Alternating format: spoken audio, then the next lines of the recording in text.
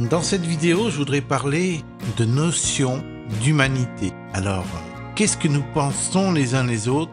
Pourquoi nous jugeons nos semblables, de bons, de méchants? Pourquoi simplement nous nous contentons pas de nous juger nous-mêmes avant de juger les autres? Ce serait déjà un meilleur comportement. Donc moi je pense qu'il faut chercher à s'améliorer avant de vouloir améliorer les autres, avant de vouloir chercher la poutre qu'il y a dans l'œil de votre voisin. Commencez par retirer la poutre qu'il y a dans votre œil.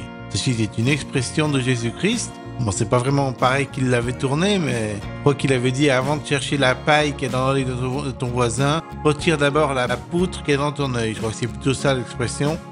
Mais ceci pour dire que, avant de voir des détails chez l'autre, commence par regarder tes propres défauts à toi. Et ça, c'est très important pour une humanité qui s'améliore. Parce que dans le monde dans lequel nous vivons, nous condamnons les autres, nous jugeons les autres, nous ne cessons de nous dire en nous-mêmes, celui-là, il a tort, donc il devrait faire autrement, donc je suis en révolution, en révolte contre lui. C'est pas la bonne solution. Au lieu de pointer du doigt les autres, essayez d'incarner un meilleur être humain. Essayez de jaillir du plus profond de vous-même quelque chose de bénéfique pour les autres, de bienveillant, d'altruiste, rempli de compassion et de réelle envie d'aider son prochain. Parce que il faut aimer son prochain comme soi-même. Encore une parole de Jésus. Mais elle est vraie cette parole. Si on n'aime pas notre prochain comme nous-mêmes, on ne pourra pas faire la volonté de Dieu. Parce qu'on va être ballotté par des envies de juger les autres, de même leur choisir d'avoir du mal,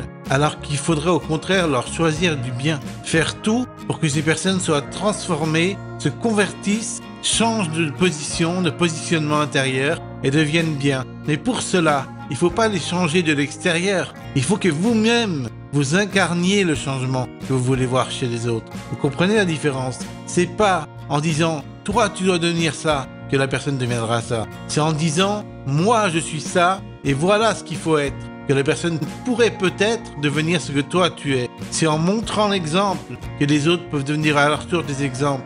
Ce n'est pas en disant aux autres « soyez des exemples ». Ça changera rien de dire ça. On peut le dire, mais ça changera pas grand-chose. Parce que en voulant transformer les autres directement, on n'obtient pas le résultat escompté. Ce qu'il faut faire pour changer les autres, si vous avez envie de les changer, pour qu'ils se convertissent et qu'ils deviennent meilleurs, il faut d'abord penser à vous-même. Pensez à votre transformation intérieure. Pensez à votre conversion intérieure en Dieu. Pensez à votre bienveillance et votre altruisme vis-à-vis de la planète, vis-à-vis des gens qui y habitent, vis-à-vis des êtres humains. Voilà ce que j'avais à dire dans cette vidéo. J'espère qu'elle vous a plu. J'ai utilisé un système de montage audio pour couper des parties où je mettais du temps à réfléchir, pour que la vidéo soit plus agréable à écouter et plus dynamique. J'espère que cela vous a plu. Et je vous laisse en vous disant que la prochaine vidéo sera une vidéo, je sais pas encore de quoi. Ça peut très bien être d'échecs, de reprises, de balades en nature, de ce que vous voulez. Je n'ai aucun plan tracé dans ma tête, car je fonctionne comme ça, à la passion. J'espère que ça vous plaît. C'est sur cette chaîne YouTube, David, fils de Momon, en continu, que je continuerai à publier ces vidéos de ce genre-là. Sur ce, je vous laisse bye et bonne soirée, bonne matinée ou bonne journée.